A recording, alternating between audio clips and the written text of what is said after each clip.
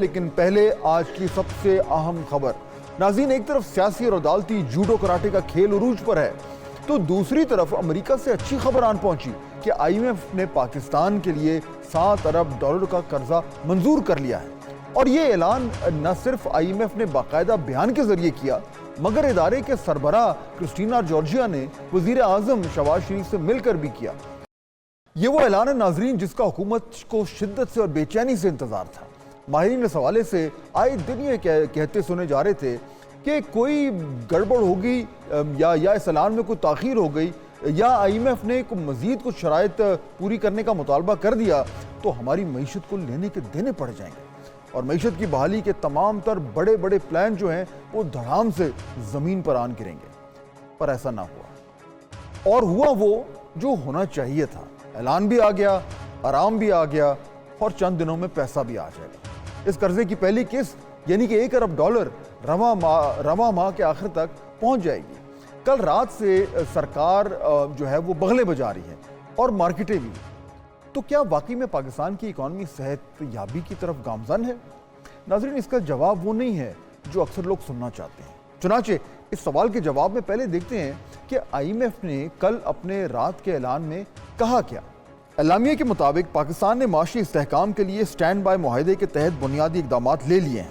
Executive board نے پاکستان کے لیے $7 ارب بیل آؤٹ پیکج کی منظوری دے دی، جس کے تحت پاکستان کو $1 ارب کی پہلی قسط جاری کر دی گئی۔ پاکستان کے لیے نیا قرض پروگرام 37 ماہ پر مشتمل ہے۔ اعلامیے کے مطابق پاکستان میں معاشی ترقی کی شرح 2.4% تک پہنچ گئی ہے۔ اس کے باوجود پاکستان کو اب بھی بڑے چیلنجز کا سامنا ہے۔ مشکل کاروباری ماحول، کمزور حکمرانی اور ریاست کا زیادہ عمل دخل سرمایہ کاری میں رکاوٹ بنتے ہیں۔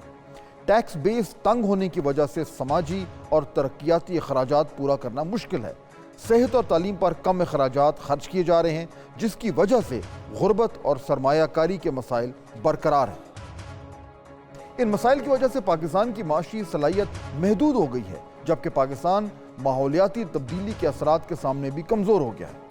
اگر مناسب اصلاحات نہ ہوئیں تو پاکستان کے دیگر ممالک کے مقابلے میں مزید پیچھے رہنے کا خطرہ ہے۔ میکرو اکنامک استحکام حاصل کرنے کے لیے آئی ایم ایف پروگرام کی بنیادی ترجیح ہے۔ اس کے علاوہ ٹیکس بیس کو بڑھانا اور پیداوار کو بڑھانے اور دوست ممالک کے ساتھ معیشت کو برابر کرنے کے لیے جدید اصلاحات لانا اور پاکستان کو ماحولیاتی تبدیلی کا مقابلہ کرنے کے قابل بنانا اور توانائی کے شعبے میں اصلاحات لانا، یہ وہ تمام ترجیحات ہیں ناظرین جو اس اعلامیے میں جن کا ذکر کیا گیا۔ اب اس اعلان سے یہ صاف ظاہر ہوتا ہے کہ جہاں آئی ایم ایف نے حکومت کے حالیہ اقدامات کو سراہا ہے اور اس کے نتیجے میں قرض دینے کا فیصلہ کیا ہے، وہاں آئی ایم ایف نے ہماری معیشت کی بنیادی کمزوریوں کی بھی باشگاف الفاظ میں نشاندہی کر دی ہے۔ حکومت اور اس کے حامیوں کو جب بغلے بجانے سے فرصت ملے تو ایک بار ذرا کائنڈلی اس آئی ایم ایف کے اعلان کو غور سے پڑھ لیجیے۔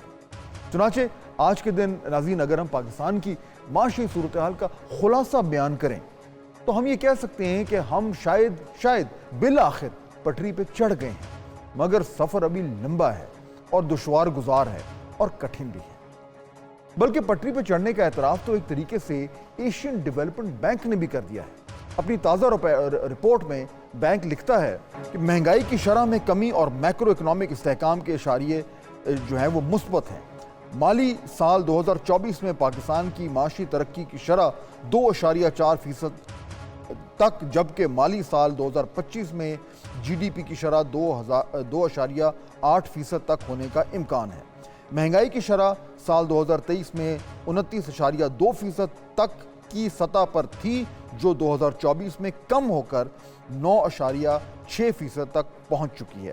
ان مثبت اشاروں سے شرح سود میں بھی کمی ہوئی، جو موجودہ 17.5% ہے۔ زر مبادلہ کے ذخائر میں بھی دگنا اضافہ ہوا ہے۔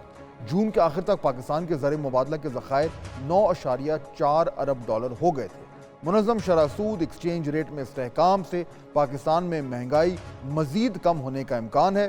پاکستان میں معیشت کو زراعت اور ریمیٹنس کے علاوہ ڈومیسٹک کنزمپشن کی وجہ سے بھی مدد ملی ہے اور معاشی ترقی اور استحکام کے لیے معاشی اصلاحاتی پروگرام پر عمل درآمد لازمی ہے اور ضروری ہے۔